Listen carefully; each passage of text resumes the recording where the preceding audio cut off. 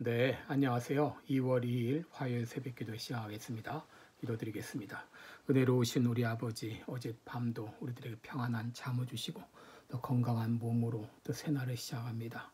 오늘도 기도하며 하루를 시작하오니 오늘도 우리의 간구를 들으시고 또 우리의 말씀하시며 우리에게 필요한 은혜로 채워주시며 우리의 간구를 들어주실 것을 믿습니다.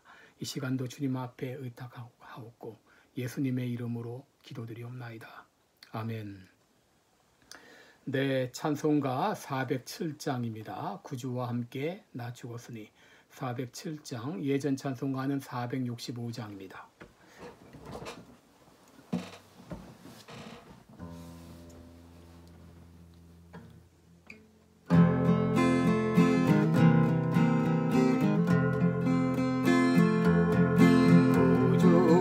함께 나 죽었으니 구주와 함께 나 살았도다. 영광의 기약이 이르도록 언제나 주만 바라봅니다.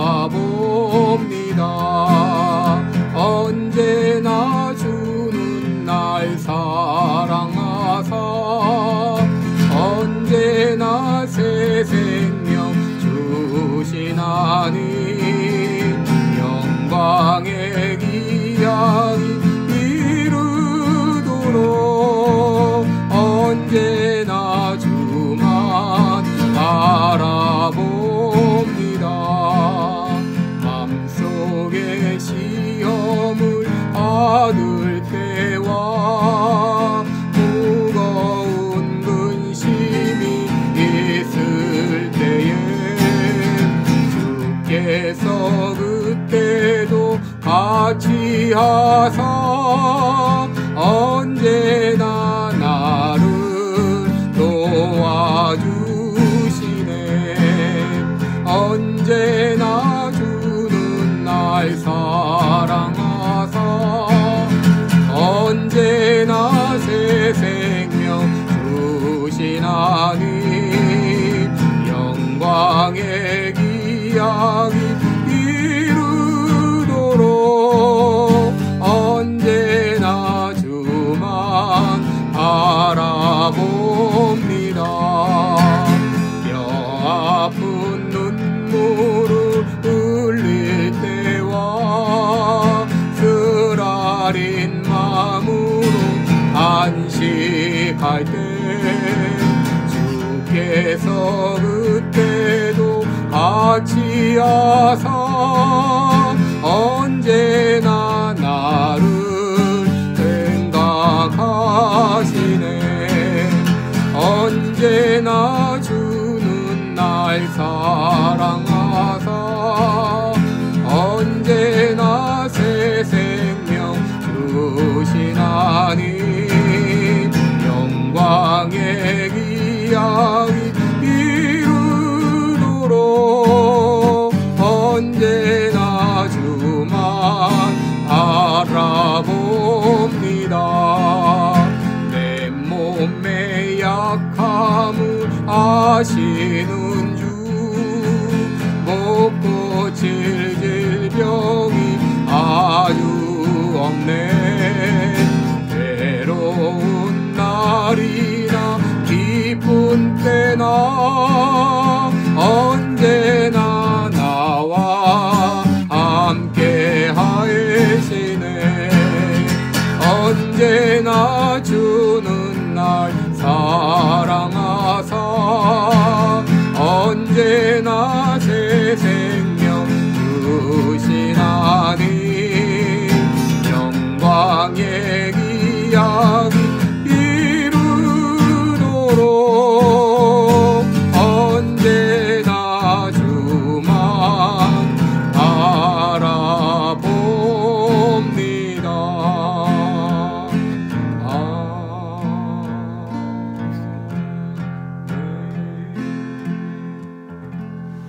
아멘. 네, 우리 오늘은 욥기 5장 17절로 27절까지 보겠습니다. 욥기 5장 17절로 27절까지 766쪽이 되겠습니다.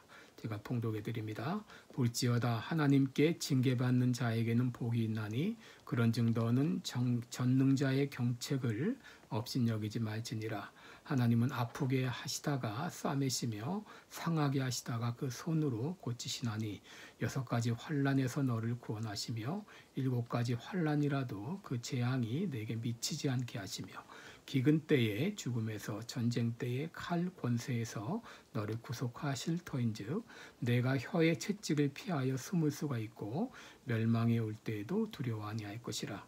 내가 멸망과 기근을 비웃으며 들짐승을 두려워 아니할 것은 밭에 돌이 너와 언약을 맺겠고 들짐승이 너와 화친할 것임이라. 내가 내 장막의 평안함을 알고 내 우리를 살펴도 잃은 것이 없을 것이며 내 자손이 많아지며 내 후예가 땅에 풀 같을 줄을 내가 알 것이라. 내가 장수하다가 무덤에 이르리니 곡식단이 그 기한에 운반되어 올리움 같으리라. 볼지어다 우리의 연구한 바가 이 같으니 너는 듣고 내게 유익된 줄 알지니라. 아멘. 네, 우리 오늘은 징계를 달게 받아들이라 이런 제목으로 함께 말씀을 나누겠습니다. 올해 우리 교회 표를 복 있는 사람으로 살아가자 이렇게 정했습니다. 우리는 이미 그리스도 안에서 복 있는 사람이 되었기 때문에 복 있는 사람처럼 살자는 것입니다. 그러나 아직도 많은 그리스도인들이 자신이 복 있는 사람이 된 것을 알지 못하고 이 복을 구걸하고 살고 있습니다. 마치 은행 어카운트에 엄청난 돈이 있는데도 그 돈이 있는 것을 모른 채 구걸하며 사는 것과 마찬가지죠. 그러나 우리들은 이미 복 있는 사람이 되었습니다. 그러므로 복 있는 사람처럼 살아가면 또 우리에게 더 필요한 것들은 하나님께서 얼마든지 채워주시리라고 믿습니다. 그런데 우리가 복 있는 사람인 것을 알지 못하고 복 있는 사람처럼 살지 못할 때가 있어요. 그때 하나님께서는 우리에게 깨우쳐 주십니다. 하나님께서 우리를 깨우치던 방법은 2가지인데요. 첫째는 책망을 하시고 둘째는 징계를 하십니다. 우리가 잘못된 길로 갈 때 하나님께서는 때로 말씀으로 우리를 책망하십니다. 그래도 말을 듣지 않을 때는, 알아듣지 못할 때는 하나님께서는 징계라는 방법으로 말씀하시는 것입니다. 여러분, 솔로몬 왕이 잘못된 길로 갔을 때 하나님은 솔로몬에게 3번이나 나타나서 그의 잘못을 책망하셨습니다. 그럼에도 불구하고 솔로몬이 그것을 돌이키지 않았을 때 결국은 솔로몬의 아들인 르호보암 때 이스라엘 나라가 남북으로 두동강 나는 그런 일이 일어나게 했습니다. 이렇게 하나님은 우리를 징계하십니다. 그런데 우리가 하나님께 징계받는다고 생각될 때 우리들은 2가지를 생각을 해야 됩니다. 첫째는 징계는 복이라고 하는 것입니다. 징계는 복이다. 여러분, 직장에서 어떤 사람이 잘못을 해서 징계를 받게 되어서 징계위원회에 회부되었다 이런 소식을 들을 때 그 소식을 듣고 좋아할 사람은 없을 것입니다.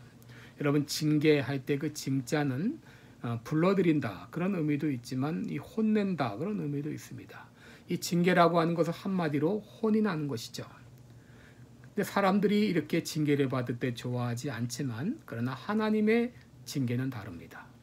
하나님께서 우리를 징계하실 때는 벌을 주신다는 의미보다도 우리들을 바른 길로 인도하시고 그리고 결국 우리들에게 복을 주시기 위함입니다. 그러므로 징계는 복이 되는 것입니다. 보통 사람들은 인생이 순탄하기를 원합니다. 그런데 인생이 모든 일이 순탄하면 은혜를 망각하기가 쉽고 결국 교만하게 됩니다. 그리스도인들도 예외가 아닙니다. 힘들 때는 하나님의 은혜를 열심히 구하다가도 모든 일이 순탄하게 되면 하나님을 잊어버리기가 다반사입니다.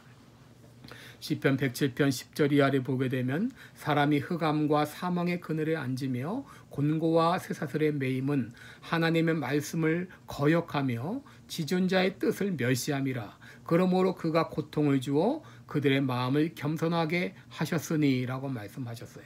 왜 하나님께서 그의 백성들에게 이렇게 어려움을 허락하십니까? 바로 하나님의 말씀을 거역하고 지존자의 뜻을 멸시하기 때문이죠.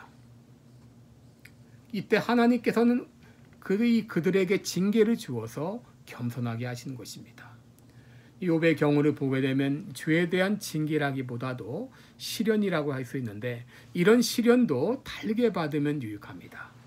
야고보서 1장 12절에 시험을 참는 자는 복이 있나니 이는 시련을 견디어 낸 자가 주께서 자기를 사랑하는 자들에게 약속하신 생명의 면류관을 얻을 것이기 때문이라고 했습니다. 여러분, 징계나 시련의 과정은 힘들고 어렵지만 그 과정을 잘 통과하면 유익이 있습니다. 그러기에 징계는 복이 되는 것입니다. 둘째로 생각할 것은 징계가 올 때 그 징계를 달게 받으라고 하는 것입니다. 징계가 올 때 어떻게 반응하는가 하는 건 둘 중에 하나죠. 징계를 무시하느냐 아니면 징계를 달게 받느냐 하는 것입니다. 그런데 17절을 보시면 너는 전능자의 징계를 업신여기지 말지니라 그랬습니다. 업신여기지 말라. 무슨 말입니까? 징계가 올 때 그 징계를 달게 받아들이라는 말입니다. 여러분, 왜 우리가 징계를 달게 받아야 됩니까? 하나님의 징계는 사랑의 징계이기 때문입니다. 히브리서 12장 5절 6절에 있는 대로 내 아들아 주의 징계하심을 경히 여기지 말며 그에게 꾸지람을 받을 때에 낙심하지 말라. 주께서 그 사랑하시는 자를 징계하시고 그가 받아들이시는 아들마다 채찍질하심이라 그랬습니다. 여러분, 하나님이 우리를 징계하신다고 하는 것은 바로 우리를 사랑하신다고 하는 사랑의 징표인 것입니다. 오늘 본문 18절에서도 하나님은 아프게 하시다가 싸매시며 상하게 하시다가 그의 손으로 고치신다라고 말씀하셨어요. 육신의 부모가 그 자식을 징계할 때도 마음이 아픕니다. 하물며 하나님께서 그의 백성인 우리들을 징계하실 때 얼마나 마음이 아프실까요? 히브리서 12장 8절에 징계가 없으면 사생자요 참 아들이 아니라 그랬습니다. 바로 우리들은 하나님의 자녀이기 때문에 하나님께서 우리를 징계하시는 것이죠. 그리고 그 징계를 달게 받아들일 때 그것은 우리들에게 복이 되는 것입니다. 여러분, 사울왕과 다윗왕의 차이가 무엇입니까? 사울왕도 다윗왕도 다 죄를 지었습니다. 그런데 극명한 차이가 있는데 그것은 다윗은 하나님의 징계를 달게 받아들인 반면에 사울왕은 하나님 이 징계를 받았을 때 변명하기 급급했습니다. 결국 징계를 달게 받아들인 다윗은 복을 받았지만 징계를 거절했던 사울왕은 비참하게 인생을 마감했습니다. 여러분, 예수님조차도 징계를 달게 받으셨어요. 물론 예수님의 고난은 자신의 죄 때문이 아니라 우리의 죄 때문이지만 그럼에도 그 고난을 달게 받아들이셔서 우리를 구원하셨습니다. 히브리서 5장 8절 9절을 보게 되면 그가 아들이시면서도 받으신 고난으로 순종함을 배워서 온전하게 되셨은즉 자기에게 순종하는 모든 자에게 영원한 구원의 근원이 되셨다라고 했습니다. 여러분 가운데 어려움 가운데 있는 분이 계십니까?